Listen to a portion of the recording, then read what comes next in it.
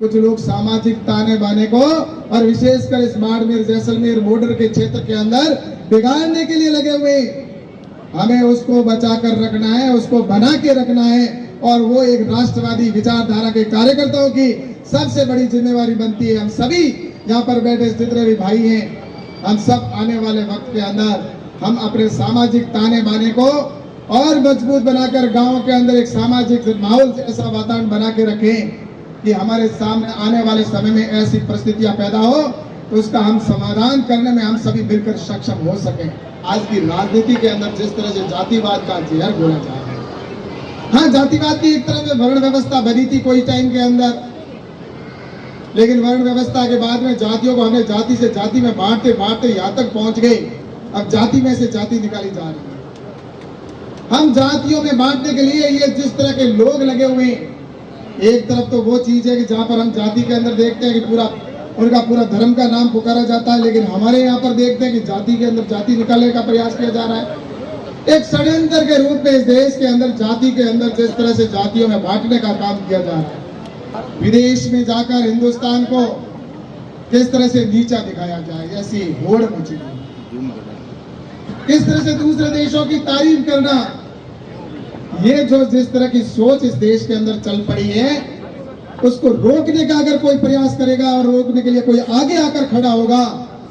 जिसके दिल में आग लगी होगी, जिसके दिल में ये होगा कि मेरे लिए सबसे पहले देश है, सबसे पहले मेरी मातृभूमि है, वही इस देश को आगे बढ़ाने की सोच रखने वाला ही निश्चित रूप से भारत की बात करेगा और देश की बात करेगा।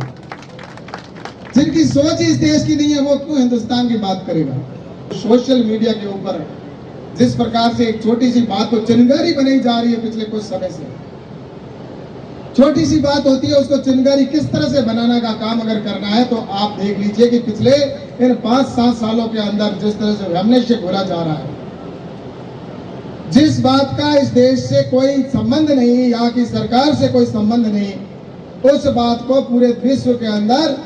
नैरेटिव फैलाना, पूरे देश के अंदर इस प्रकार का नैरेटिव फैलाकर और देश को किस तरह से धीरे धीरे करके अंदर से खोखला करने की और जाति को जाति से लड़ाने की साजिश रचने के लिए आपने देखा होगा अभी किसने कॉल किया था, SC/ST के भाइयों को इस तरह से बरगलाया गया, इस तरह से भड़काने का काम किया और उसका परिणाम ये रहा कि आपने देखा होगा भारत बंद कॉल हो गया और पता नहीं किसने कॉल किया, किसने किया और सोशल मीडिया के ऊपर पूरा भारत बंद का आह्वान हो गया। और मैं आप सबसे कहना चाहता हूं, आज मैं उनसे पूछना चाहता हूं कि जो SC/ST के भाई इस देश के अंदर जिन्होंने दो तारीख को अलगाव फैलाने के लिए जिस तरह से यहाँ पर काम किया था, झूठे जिस तरह से प्रचार करने का काम किया था, वो आज लोग वो कहा जब राहुल गांधी ये कहता है कि हम आरक्षण समाप्त कर देंगे तब उनकी बोलती बंद क्यों हो गई, मुझे उसका जवाब चाहिए। क्या कभी आपने सोचा है इस तरह से? ये आप सबसे मैं निवेदन करना चाहता हूं उनकी बोलती बंद क्यों है कि उनको सिर्फ ना उनको कोई SC/ST से मतलब है, ना कोई आरक्षण से मतलब है,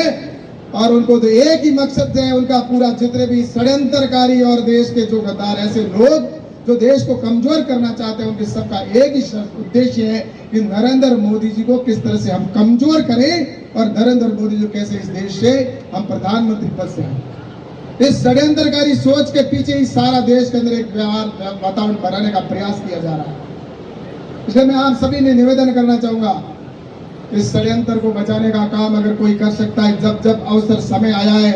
क्योंकि कुछ लोग सामाजिक ताने बाने को और विशेषकर इस बाड़मेर जैसलमेर बॉर्डर के क्षेत्र के अंदर बिगाड़ने के लिए लगे हुए। हमें उसको बचा कर रखना है, उसको बना के रखना है और वो एक राष्ट्रवादी विचारधारा के कार्यकर्ताओं की सबसे बड़ी जिम्मेवारी बनती है। हम सभी यहाँ पर बैठे जितने भी भाई हैं, हम सब आने वाले वक्त के अंदर हम अपने सामाजिक ताने बाने को